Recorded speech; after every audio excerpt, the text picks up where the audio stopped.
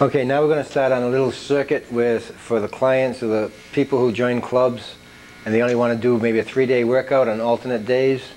We're going to vary from, today we're just going to go through, do one set on each exercise. When you're doing your circuit, I really think the one set theory is not enough. You should do multiple sets even though you're doing a circuit. Usually we put together around 10 machines on a circuit covering the whole body on alternate days. And I really think you need to do probably 2 to 3 sets per exercise. And just like we talked about earlier, varying the weight, so therefore you're going to vary the repetition, always train to failure, full range of motion, and use good form so you don't get an injury. Now when you're putting a circuit together, a lot of the gyms, hopefully the machines are numbered, because when you're a new member at a gym, you can't remember all the names of the equipment. So hopefully the equipment will be numbered. Remember, when you're doing exercises, every body type is different, so first you need to adjust the seat to fit your body. In this case, Teresa's going to do a leg extension, working her thigh. I'm going to move the seat to the right position. Remember to always check and adjust the weight. And if both legs behind the roller. And on this exercise, you want to make sure you have lumbar support. You want to have a nice tight lower back against the pad. You're going to extend the weight all the way up and squeeze your quadricep. Control the weight going down and up fast on the positive. Control the weight on the negative. Again, I might have started this a little too heavy for her, warming up. I shouldn't, but... No, that's okay, Al. Yeah. So this would be a leg extension working your thigh or your quadricep.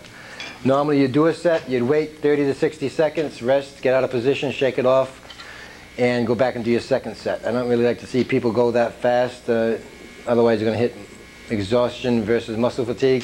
So if you have a tendency of getting up, get out of position, walk it off a little bit, go back, do your second set. In this case, it's 75 pounds. Say she could do 10 to 12 reps, that's fine this week. Next week, maybe you only want to do 60 pounds, and maybe she'll get 15 to 20 reps. The following week, you might want to go to 90 pounds, she'll only get 6 to 8 reps. So just by varying the amount of weight you select, and if you use good form, train to failure, then you're going to be going back and forth between the different energies the body produces, and you're going to be shocking your system. Just remember to warm up first, control the weight, and get a good range of motion. So this is a leg extension. So a normal circuit, we start with the largest muscle groups first, and we work our way down to the smallest muscle group. So we went to a leg extension. Now Paula's going to demonstrate the seated leg curl. I'm going to adjust the seat to fit her body. Okay, we're going to get this out of the way. Okay, have a seat, Paula. Now in this particular exercise, it's a seated leg curl, working the lower hamstring. It's very important to get the right body alignment on this so you don't slide forward and notch your spine. She's going to put her legs on top of the roller. Again, every gym is going to vary from types of equipment.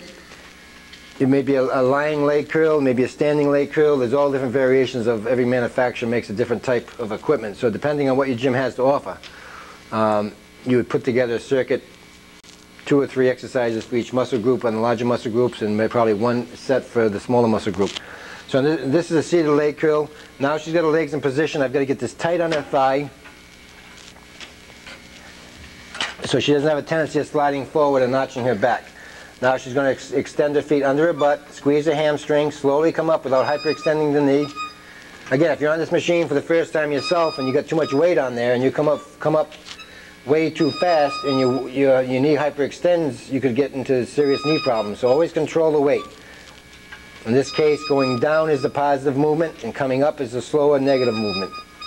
And a good range of motion, and really contract the hamstring.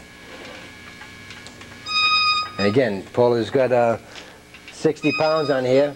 This is fine for today. Next week she might want to go to 70 pounds. Other weeks she might want to go to 50 pounds. Just vary the weight, use good form, and train to failure. Okay, that was good. Just demonstrating the seated leg curl.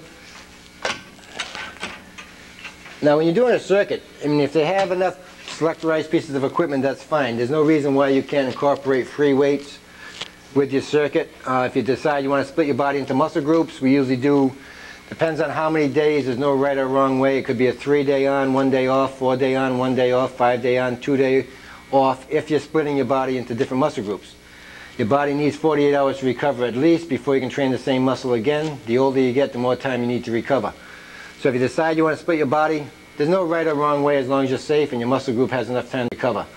The most common 3-day plan would probably be chest and tries, legs and shoulders, back and bis. But again, there's no right or wrong way, and other times you might want to mix it up. If you went on a 4-day on, 1 day off, I'd probably do legs by themselves. So I may do chest and tries 1 day, back and bis the next, legs by themselves, shoulder and whatever weak points you have on the 4th day, take a day and then repeat. So these exercises you're going to see today, you can incorporate them into different muscle groups. Hit your largest muscle group usually first, followed up by a smaller muscle group. Vary the weight, vary the repetition, train to failure, using good form so you don't get an injury. So again, there's a lot of free weights you can incorporate into the legs. You could go into a squat, hack squat. If it's a gym, you'd go into a leg press. So what you watched earlier in the video with the dumbbells and barbells, you can also incorporate into the machines and divide your muscle body into different muscle groups.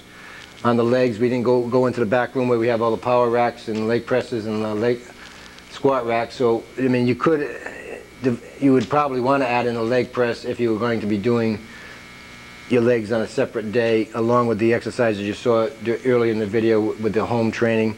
You just would incorporate into your plan. Now Carlos is going to demonstrate a standing leg curl.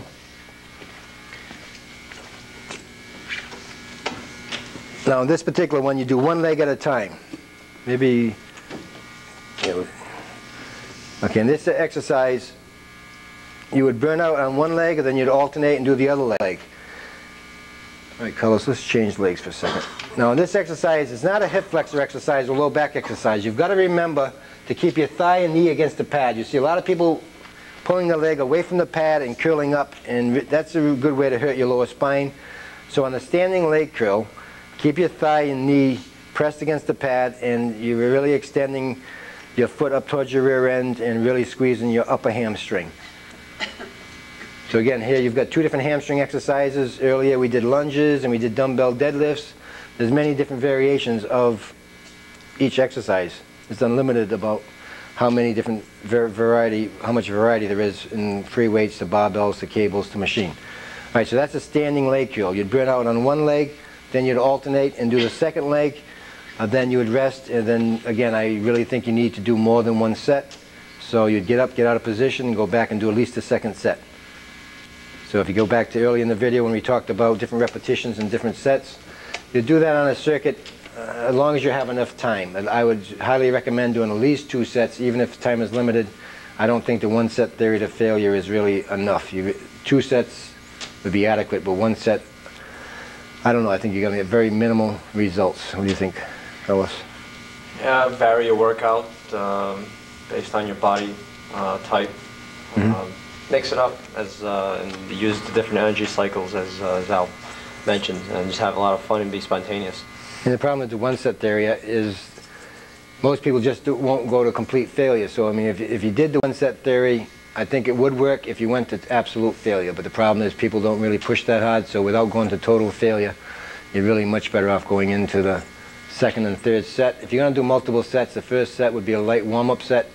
Then the second set would be a little bit more serious training to failure when you're first starting that particular muscle group. All right, now we're going to go into doing inner thigh, abductor, adductor, inner and outer thigh. That's, again, that's a great machine for a lot of men and women. Then from there we'll do a couple of chest exercises and a couple of back exercises, shoulders and tries and bis. So we're going to go into abductor, adductor, inner and outer thigh. Okay, now we're going to start with the inner thigh exercise, the abductor, adductor. When you do this particular exercise, again, remember to adjust the weight. If the machine is not in position, this handle here will adjust the position from inner thigh or hip exercise. In this case, you're going to put 1 leg inside the cup. I'm going to force the weight over slightly, put the other leg in. Teresa's going to lean all the way back, grab the 2 handles, and on the negative movement, she's going to come slowly, and on the positive movement, a little bit faster. Now this is a great exercise for men and women. Women really like this exercise. It's great for the inner thigh, and it's a necessary movement unless you're doing a lot of free weights where you're doing a lot of lunges and squats. If you're not doing that, then the abductor, adductor is a very good piece of equipment. Again, the theory would be the same. You'd vary your weight and repetition. Again, if you had a tendency of sliding forward and arching your lower spine, there's a belt. You'd put a belt around you to hold you in position. Okay, so that'll be enough for the inner thigh. Now Teresa will get up and I'll change the machine around so she can do the hip area. Just push the handle in, close the machine up. You'd spin the cups around. You would readjust the weight. If not necessarily would it be handling the same weight. Some people are much stronger in one movement than they are in the other movement. In this case, we're going light. We're just going to keep the same weight. She's going to grab the handles. Now she's going to come apart fast and together slow. And without letting the weights hit, you're going to leave about a foot between the knees. Keep tension on the muscle at all times. You really don't want the weight stack to touch and take the resistance off the muscles, so you want to keep tension on it at all times. And again, train until failure. This particular movement, I don't teach it a lot. I do the inner thigh. The hip exercise, especially if you have a low back problem, I don't really recommend it because I know it aggravates my back. So again, there's a lot of different exercises you can do. If you are doing squats and lunges and so on, you are working the total leg anyways. But if you don't have a back problem, or if it's currently not bothering you, as long as you do it light, it's a good movement. So it would be the abductor, adductor, inner and outer thigh. All right, so that would be it for legs. Now we're going to chest. Carlos is going to do let me adjust the seat first, Carlos. Make sure on this particular exercise that you take time, you adjust the weight and adjust the seat. It's just for proper body alignment. In this particular, you want to adjust the seat so when you're in the movement, your position, your triceps are about horizontal to the floor, so adjust the seat accordingly. And if you're doing split body parts, you would do a lot of free weights that we showed earlier, and this would be one of the flies you could add, or a pec deck. Would it be in place of this particular machine. So it'd be some kind of a fly machine. All right, Carlos, we're going to do a set of a chest fly, seated fly machine. And this particular machine does have a foot assist. If you're not flexible enough to get your arms all the way back, then you can bring the handles forward with your feet. Then you take your feet off, let your arms take over. And with the forearm and the elbow, you're going to make them touch and you're going to squeeze your pecs. On the negative movement, control the weight, because if you came back too fast, you'd really hyperextend the shoulder and you have a shoulder injury. On this particular one, you just good range of motion depending on how flexible you are. Come forward and squeeze your pecs. Now, this is an overall chest fly machine for shaping. If I was going to do split body parts, I would do a flat press first, then an incline press, and then I would go into this is a slight incline, a 10-degree incline fly. I would do this type of a fly, or a dumbbell fly, or a pec deck. So this would be a shaping movement, but in our circuit, this is just one of our chest exercises. Again, it's basically just control the weight. If you get going too fast, you'll hyperextend your shoulder, and you're going to have shoulder pain and shoulder injury. So you always control the negative, and squeeze, and really flex your pecs. Thanks, Carlos. This is a good fly machine for chest. All right, next we're going to go into a shoulder press. Paula's going to demonstrate this. Now this particular machine, it would be in place of a dumbbell seated shoulder press, or a barbell shoulder press, or a military free weight press. Again, you have to adjust the seat so you can get good range of motion. Adjust the weight. This machine is very difficult, so I'm going to go very light on the shoulder machine. And Paula's going to have a seat facing the mirror. Now this machine has 3 different handles. Again, it's going to vary from front to mid to rear deltoid. So she's going to grab the rear handle, which is working more mid deltoid to rear, and she's going to sit and just press over her head. Okay, and up a little higher, almost to straight without hyperextending the elbow. Good. This is a very good machine, but when the first time you use it, this machine, it feels like it's quite heavy. But when people are first working out in gyms that have never worked out before, shoulders are probably one of the weakest muscles, because people today just don't work over the head unless you're a construction worker or a roofer. So I find when people join health clubs, one of the weakest muscle parts would be their shoulder. So that's something that will strengthen quite quickly, but it's going to take a little while. Okay, so again, every circuit or every line will have a different piece of equipment. So if you do join a gym, you should most gyms will give you a free training session to demonstrate their pieces of equipment. Just be safe and control the weight.